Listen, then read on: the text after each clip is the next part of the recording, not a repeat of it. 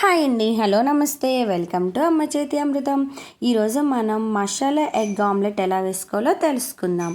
ముందుగా ఒక బౌల్ తీసుకోండి.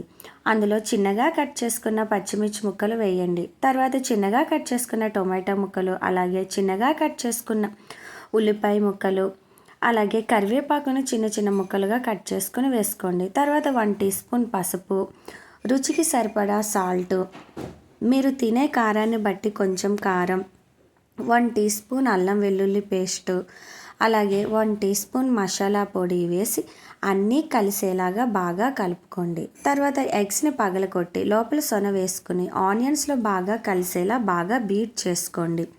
తర్వాత గ్యాస్ ఆన్ చేసి గ్యాస్ మీద ప్యాన్ పెట్టి అందులో 1 టేబుల్ స్పూన్ల ఆయిల్ వేయండి.